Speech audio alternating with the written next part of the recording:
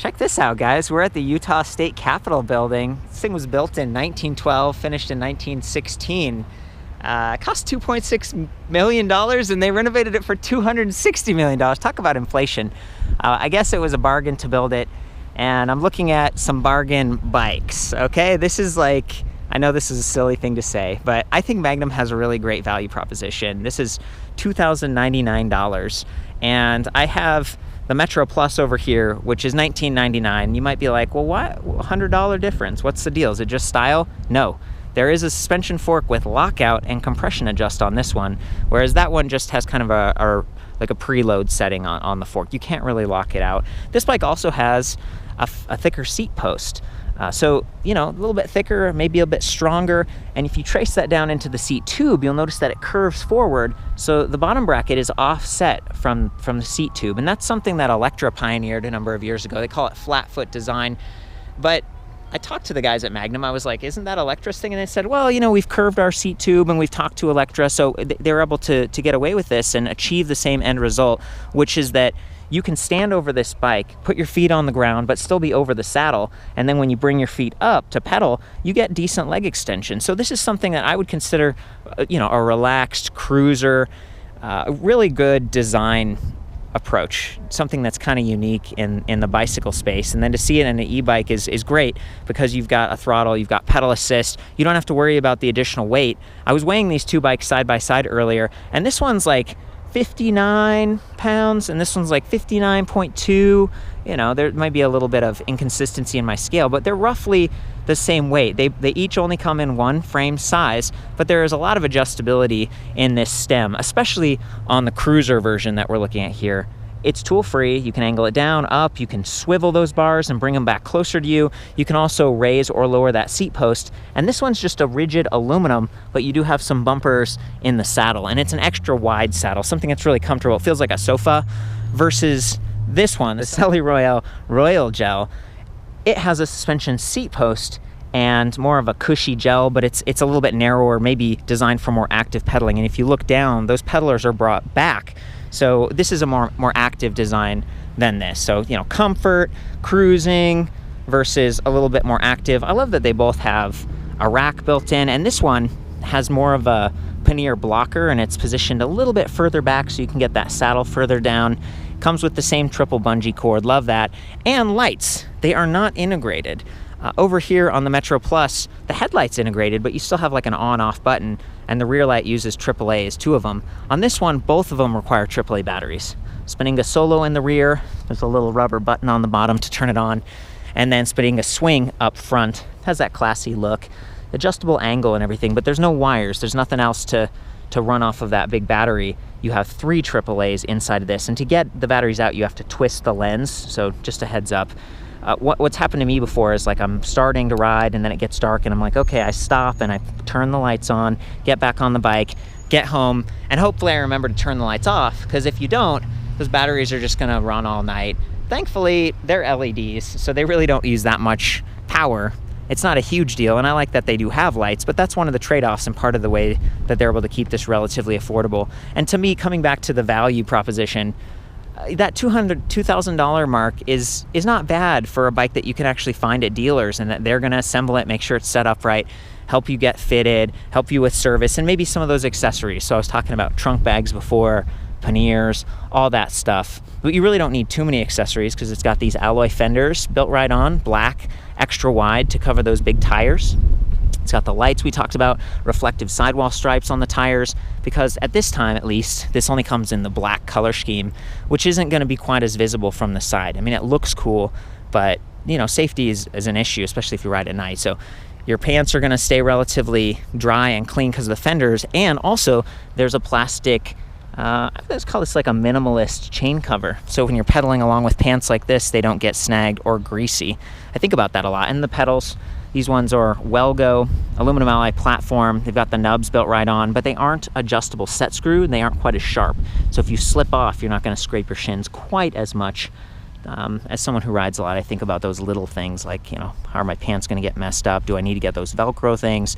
I love that there's also an alloy bash guard around the edge. It's just going to make it stronger. If you come into contact with a curb or something in the front, it'll protect the teeth on that chainring. I believe there are about 48 teeth on that. And in the rear, we have an 8-speed Shimano Acera. This is 2 steps up from the base level in the Shimano Drivetrain portfolio.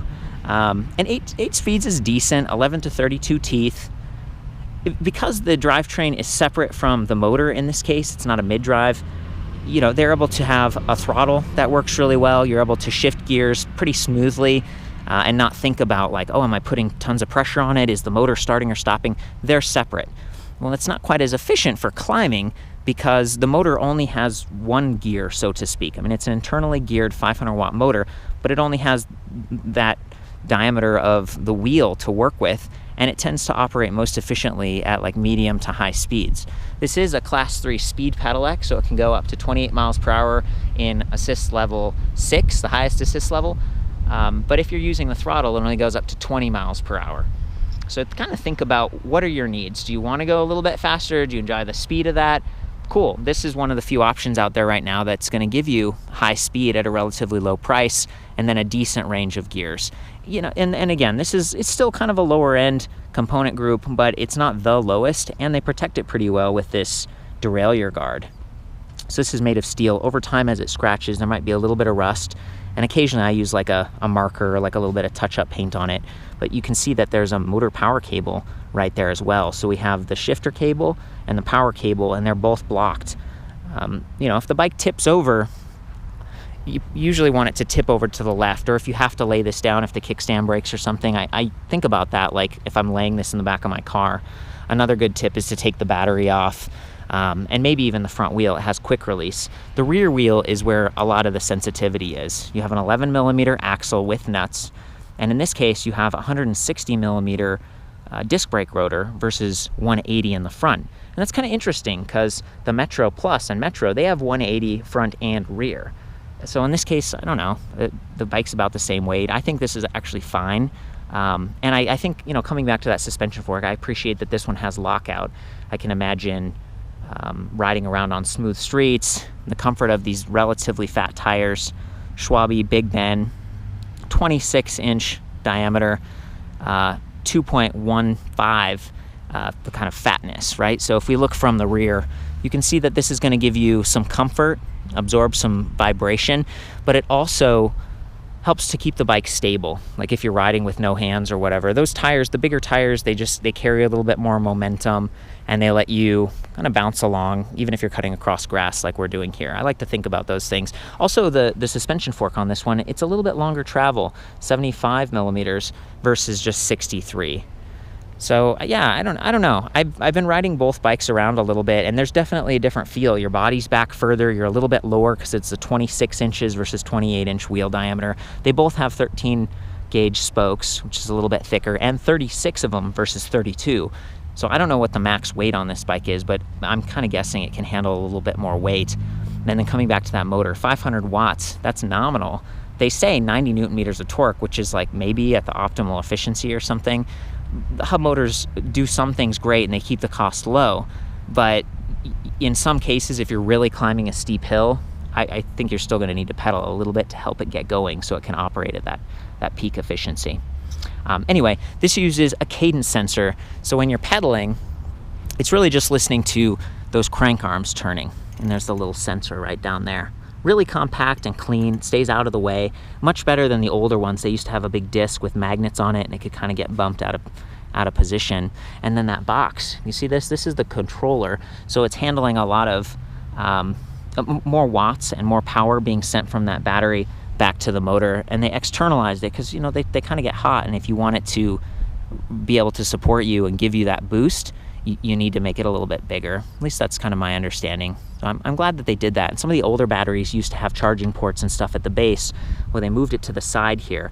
It's still a little bit vulnerable to that left crank arm. You can imagine the charger's plugged in. You don't want that to get snagged and bent, but it's better than it was before. And they still have a 5-volt USB charging port on the right side of the battery pack. So if you're someone who likes to use your phone for GPS, or maybe some other electronics, maybe have a cup holder up here, some speakers, and really having fun with it, this is the charger. It's a 2 amp charger, 1.5 pounds, relatively lightweight. It's not the most compact thing in the world, nor is it going to be the fastest. 2 amps is just sort of, it's average. And this is a relatively large battery pack, 48 volts, 13 amp hours. It weighs 9.2 pounds. A lot of the weight on the bike is just right there, but at least it's low, it's centered, and if you are someone who's really using that throttle and the power of that motor, you want to have a larger battery so you can go further and handle that. So, it's a good balance. We were over there at the Kickstand a minute ago, and I was just thinking how cool it is that in this case, it's positioned just far enough back that the crank arms can spin without colliding. That's not the case on some of the other Magnum bikes, so I think that's just kind of a happy accident. Having to do with that forward bottom bracket that we were talking about before. You can really see the power cable here has a couple of quick disconnects, and I think even an extender here so that it reaches the whole way. If you do need to take that rear wheel off, you're going to be able to disconnect this and do service relatively easily. Might still have to replace some zip ties and stuff, but that's the beauty of working with a shop. They might be able to help you service this bike. It comes here with a 1-year comprehensive warranty, which is, definitely appreciated. These are electric bikes. There's more that can be adjusted, more that could potentially go wrong. I don't want to be alarmist, but there's, it's just a little bit more complex, and having a shop there to help you out is something I always appreciate and think about too. So anyway, we talked about the fenders, quick release, the wheels. I love the color, just the satin black with the bronze accents and the brown, the matching saddle. These semi-ergonomic grips, they're really puffy. They're actually a lot softer than the ergonomic grips on the Metro line. And that's going to take some of the vibration out, along with this longer, taller, I call this like a high-rise handlebar. Got a flick bell built in, whole mess of wires up front. They don't look terrible, but there are extra wires, and that's because this has motor inhibitors on both brake levers. So that's great. Anytime that you're riding the bike, especially using that pedal assist, there's a slight delay, and maybe you just forget to stop pedaling, but you need to stop, and your gut reaction is to squeeze those levers. It's going to override the system and stop the motor, and that's why we do have these extra connectors. These are press fit, which is like, yeah, good enough, but there are some nicer bikes that have like a threaded, that whole thing. A little bit, probably adds some more weight, definitely adds some cost, and these are going to be relatively easy to replace if you damage one of the brake levers or something. And then those cables are, internally routed. They stay mostly out of the way, except for this one. This is the hydraulic disc brake line going to the rear. Makes it a little bit easier to bleed, having it external like that. They were not able to squeeze on bottle cage bosses, and I think some of that's so that you could get the seat post all the way down. If you have bosses, sometimes they collide, and you have that rack, so you could put a bag, you could put some veneers or something, or that cup holder I was talking about, and just really dial in that ride. And then, coming back looking at the two bikes, I think the standover height on this one's a little bit lower, in part because of the wheels, but also just the frame. You get that almost cantilever look, like the wavier Cruiser. It's a style thing with this bike. I'm glad it doesn't cost that much extra. It comes down to like, well, what kind of like body position do you prefer? More of a relaxed one? Then this is going to be a great option. And it uses a quill stem too, which can rise or come down. So if you're someone who's super tall and you're like, oh, you're always talking about lowering the saddle and making it accessible, but I'm big, I'm tall, this bike can still accommodate you pretty well. And you could even add a suspension seat post later if you wanted to completely like trick this thing out, have tons of cushion. Maybe you have a sensitive back and neck. That's totally going to be an option. I think it's pretty good. It's been nice to really dive into this thing. I have the keys in my pocket, so I'm going to take off the battery pack, show you what that's like. Come over here, just twist it. It is spring loaded, so you got to keep it twisted, and then pull on it. There we go. You really feel it. 9 pounds. It's a pretty hefty battery pack. Uses lithium-ion cells. They're known for being long-lasting, relatively lightweight. And then we just position it back on, and it clicks right into place. Take the keys out, and we're good. Hasn't been rattling a whole lot. The bikes are actually really quiet. Coming back to those aluminum alloy fenders, they weigh a bit more, but they tend to be more rigid, kind of like steel, but they aren't going to rust like steel. So for me, this is a good pick versus plastic, which tends to vibrate depending on your terrain a little bit more. Yeah, and then those brakes.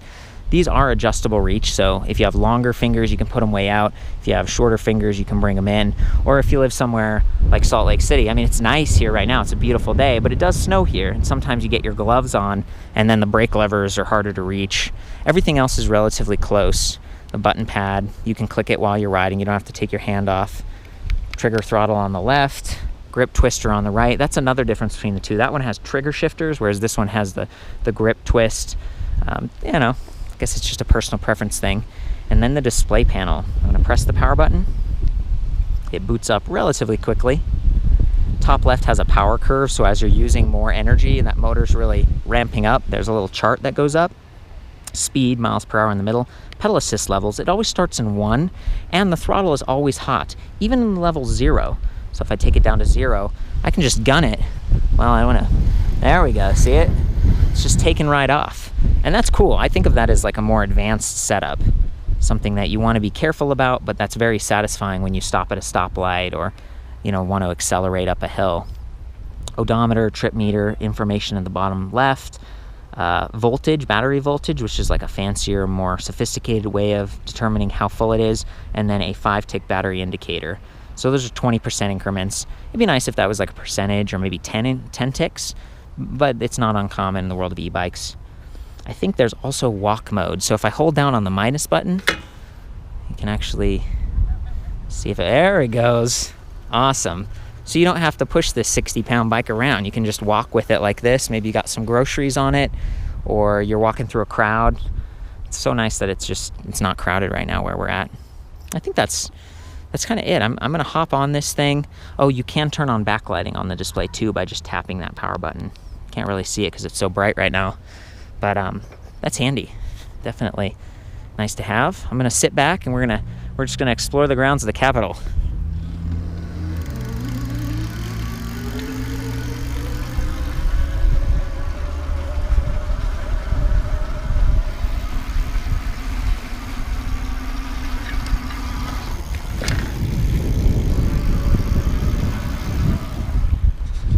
Pedal at all. Feels really nice. And again, the top speed on pedal assist is 28, whereas the top speed with throttle is just 20.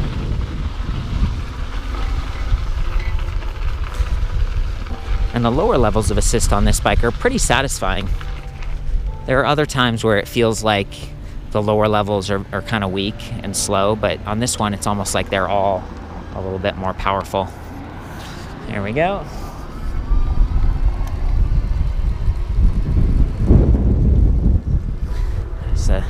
Very stable because of those big tires. No speed wobble happening.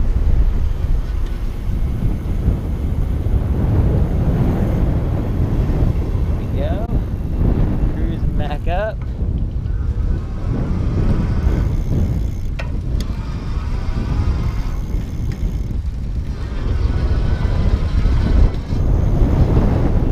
Sweet. Yeah, you can get a sense for a little bit of delay happening on that Cadence Sensor, but it's not terrible. It gets the job done. Okay guys, from here you can see the slap guard. It does have a few marks on it from that chain slapping around. Oh, now I'm all greasy. But I wanted to show you the motor, and you can hopefully see me pedaling a little bit too, so you can get a feel for how quickly it kicks in. I'm gonna ride across the grass for a bit, purposely trying to get those fenders rattling around just to simulate a bumpy environment.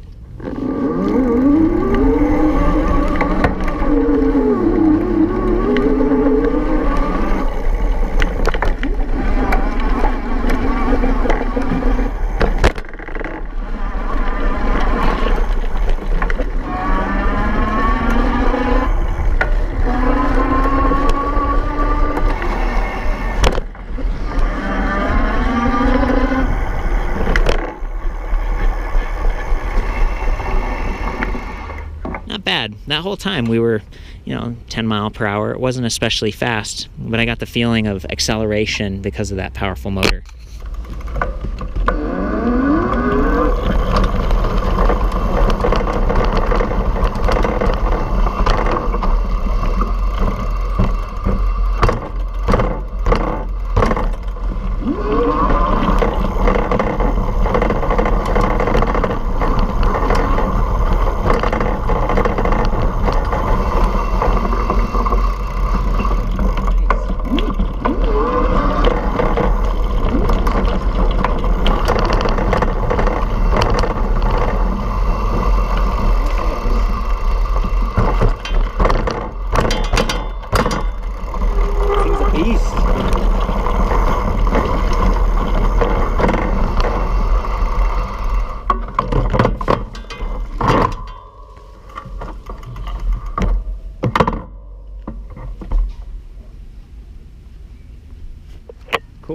Found a special little spot down here with the hills. I'm gonna try to climb back up. It's a relatively steep and kind of bumpy terrain, but the bike's doing pretty fine. For a cruiser, that's impressive. Again, having the battery weight low and centered versus on a rack in the rear. Yes, you know, this is a high step frame. In the future, maybe they'll have one that's more of a step through. But I feel like the compromise of you know, stiffening the frame, keeping the weight low like this is a really good one. I appreciate that. I'm definitely facing a hill here. I'm just going to accelerate and help a little bit pedaling until we get our speed. There we go. Now that's all throttle power. Look at that kickstand bouncing around back there.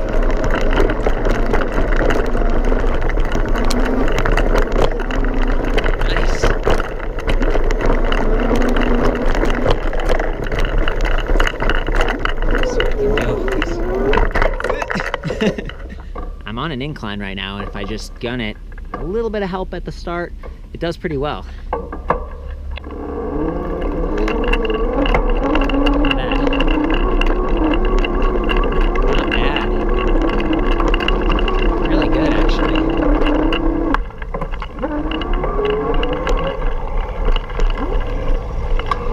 Coming back to the value, there are, you know, super cheap bikes that you can get on eBay, and you know, a couple of direct-to-consumer only products out there, but for a couple $1,000s to have a warranty, to have some dealer support, and now to have a bunch of options. You know, Magnum used to just have a few bikes and they weren't nearly as powerful or as fast as this, and now I feel like they just do everything. Like, all the bikes go 28 miles per hour.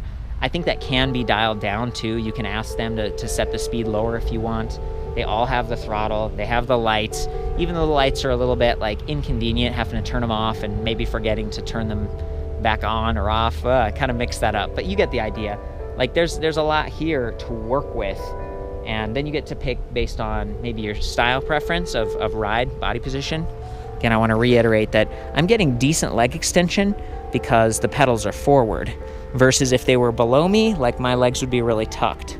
So that's the whole like flat foot thing that Electra does, and in this case they sort of imitate it by bending that seat tube. So anyway, I think that's about it. Saved by the Bell, got kind of a little song happening. This is where Magnum's factory store is in Salt Lake City, so if you live nearby, you can come see a few of their bikes, and there are a bunch of dealers in the area. For the full write-up on this, including standover height and length and all the comparison to their other models, I'll see you back at ElectricBikeReview.com. I think that's about it. Have fun out there. Ride safe.